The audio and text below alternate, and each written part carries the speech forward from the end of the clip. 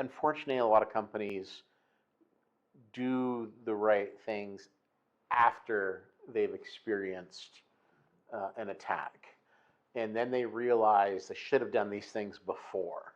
So that's one of the biggest areas that I see companies missing the mark is, and we don't need that until you lose $100,000. Now, do you think you need that, or do you like losing $100,000?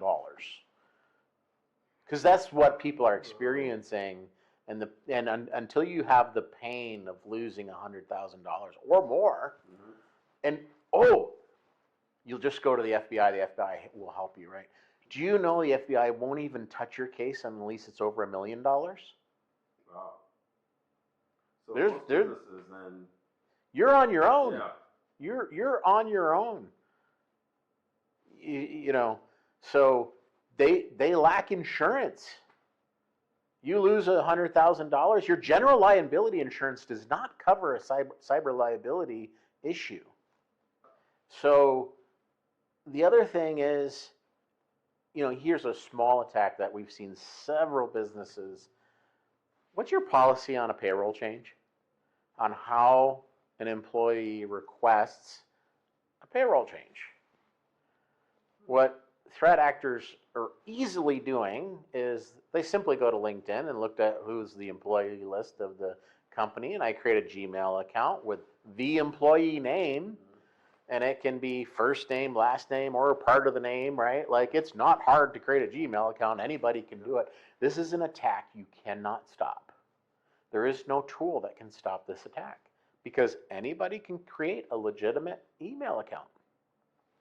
And so if I create a legitimate email account with an employee's name, and I use that account to send it to HR and say, hey, could you update my direct deposit to this new account? Do you know what's fascinating is how many companies make the change and don't validate it? We've seen someone who paid the threat actor for 3 months, and the employee themselves didn't notice it because we live in a world where we have everything as direct deposit and auto withdrawal and auto pay, and so you can go a while before you detect this until all of a sudden that employee's bank account, which maybe had a cushion, that cushion is slowly dwindling as those bills are getting paid, so they don't notice it right away until they all of a sudden one day get a notice from the bank that you're overdrawn, and they're like, why am I overdrawn? They look at their bank account, they haven't been paid in 3 months. Now how do you look as an employer? Because you didn't have a policy in place on how you handle payroll changes.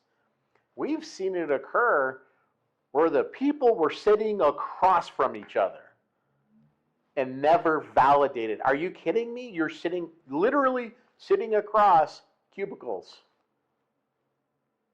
And they made the change to a threat actor. You couldn't stand up and ask the person, like, hey, did you just request your payroll to be direct deposited? It's mind-boggling, right? But that's where all of a sudden actually having a policy matters, right?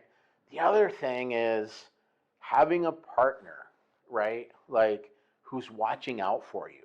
Who's watching out for you? Who's looking for those early signs that someone is there, right?